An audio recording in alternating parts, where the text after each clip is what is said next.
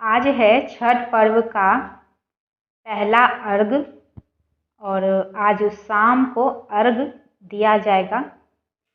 और मेरा है आज व्रत, मेरा व्रत है और मेरे पति का। तो चलिए देखते हैं कि प्रसाद मैंने छठ मैया का कैसे बनाया था। तो प्रसाद बनाने के लिए मैंने लिया है गेहूं का आटा। तो आधा किलो गेहूं का आटा है और ये है गुड़। तो वज़न में ये गुड़ है 150 ग्राम से थोड़ा सा कम। 1 किलो आटा में 250 ग्राम गुड़ लगता है, ये नाप है। तो गुड़ को मैंने अच्छे से पानी में घोल लिया है और एक छन्नी की मदद से गुड़ को छान लेंगे, जिससे कि गुड़ में अगर कुछ खराबी हो, अंदर में गंदगी हो तो वो निकल जाए छानने से। तो 1 किलो आटा में दोस्तों 250 ग्राम गुड़ लगता है खबौनी बनाने के लिए। हमेशा मैं छठ पर्व में इसी तरह से खबौनी बनाती हूँ। और अब जाके मैंने अच्छे से आटे में गुड़ को मिला लिया और अब थोड़ा थोड़ा पानी डालते हुए आटा को मैं सानूंगी। तो आटा हमारा होना चाहिए सख्त, क्योंकि आटा को हम रख देंगे रेस्ट पे सानने के बाद तो आटा हो जाएगा थोड़ा सा नरम। और इसी तरह से हम हमेशा बनाते हैं छठ पर्व में प्रसाद। जैसे कि आप देख रहे हैं घुटनों के बल पे मैंने बैठ के आटा को साना। तो ये आटा दोस्तों थोड़ा कम है, लेकिन आटा 3 किलो के करीब हम प्रसाद बनाते हैं। मेरे घर में खुद 3 किलो आटे का प्रसाद बनता है। और जब आटा मैंने सान लिया तो उसको रेस्ट पे मैंने छोड़ दिया है। और ये है चावल का आटा, जो कि प्रसाद के रूप में इसका मिठाई बनाया जाता है। तो चावल के आटे में नाप नहीं है दोस्तों कितना आपको गुड़ चाहिए, बस अंदाजे से हम हमेशा बनाते हैं। गुड़ उतना ही लगता है जितना डालने के बाद मिठाई अच्छे से बंध सके। और इस मिठाई को बनाने के लिए इसमें पानी नहीं डाला जाता। आप चाहें तो थोड़ा सा घी डाल सकते हैं। तो मैं घी खाती नहीं, आप सब तो जानते ही हैं, इसीलिए मैंने बस गुड़ और चावल का इस्तेमाल करके लड्डू बनाया है। और दोनों हाथों से इसी तरह से हमें मसलते हुए, जब इस तरह का आपको दिखने लगे दोस्तों तब तक मसलते रहना है। तो 5 से 6 मिनट के बाद हमारा आटा तैयार हो जाता है लड्डू बनाने के लिए। और आप देख ही सकते हैं मैं किस तरह से लड्डू बना रही हूँ।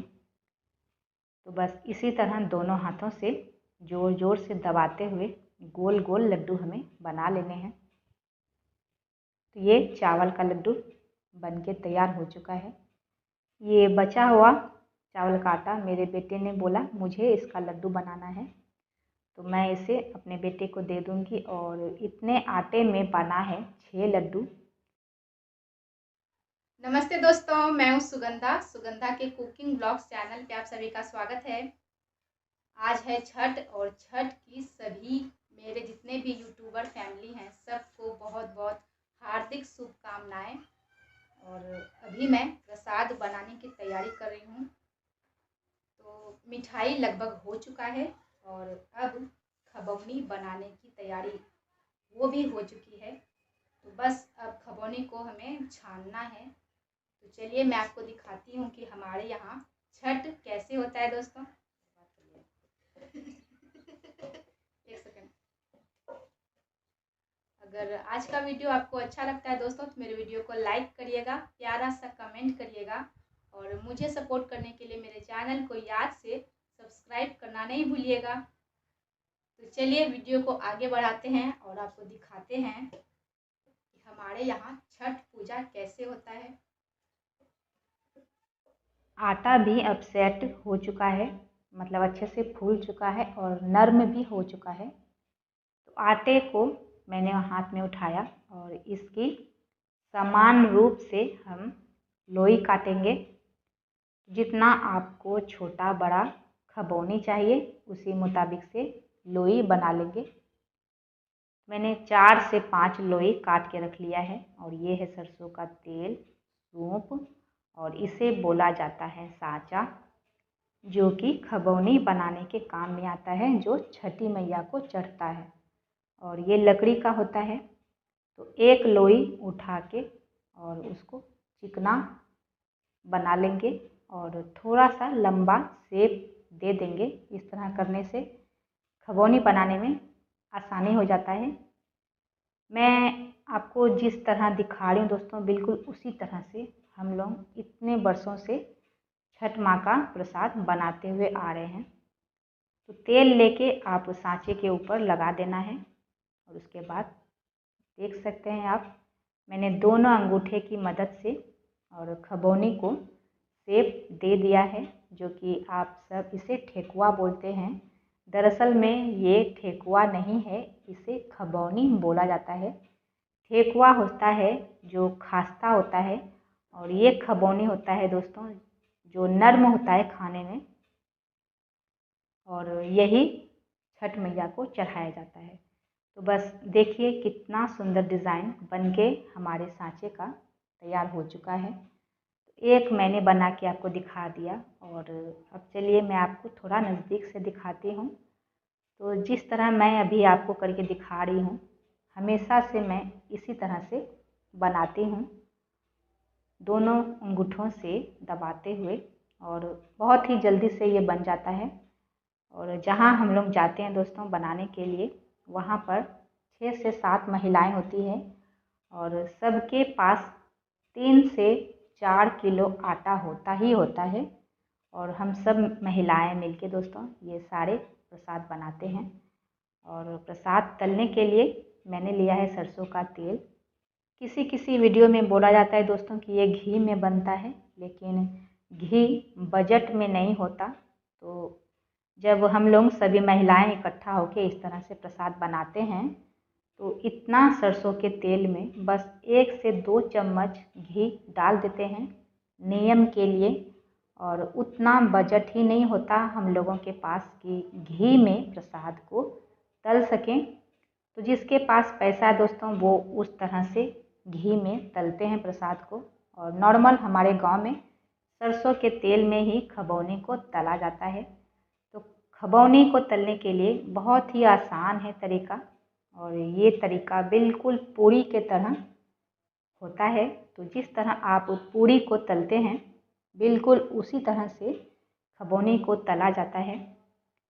तो ये है खबौनी मेरे बेटे का बनाया हुआ, जो उसने जिद करके बनाया, तो मैंने रहने दिया, और उसका भी खबौनी मैंने तल दिया है।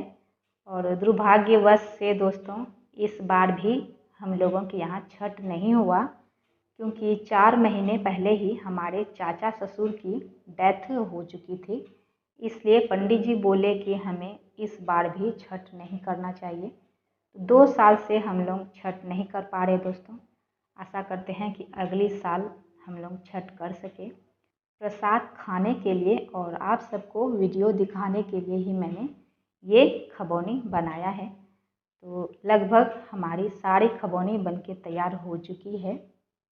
और ये रहा चावल का लड्डू, जो कि छठ में बनाया जाता है।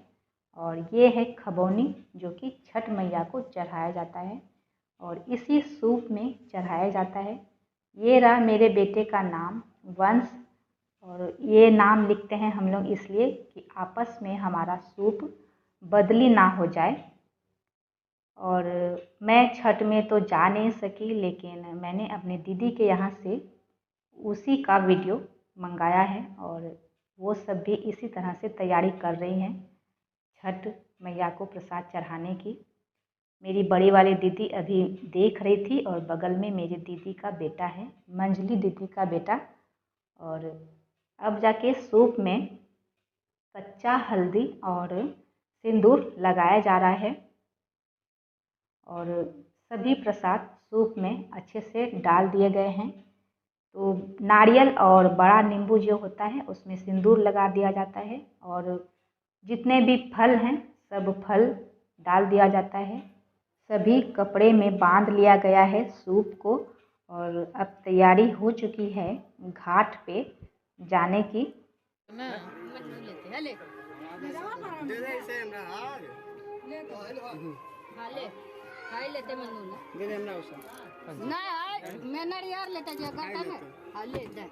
अगर छोरी दो जखनी लिया लगो फिर दाबत होइस तो नहीं ओ दाबले रखवा तखनी से ना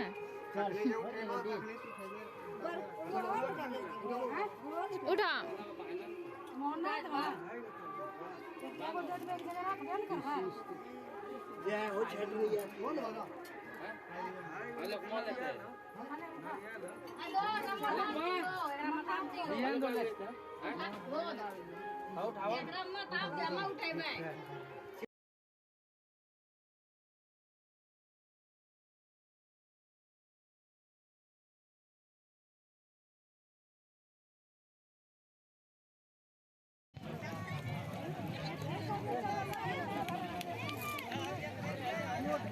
नीचे गए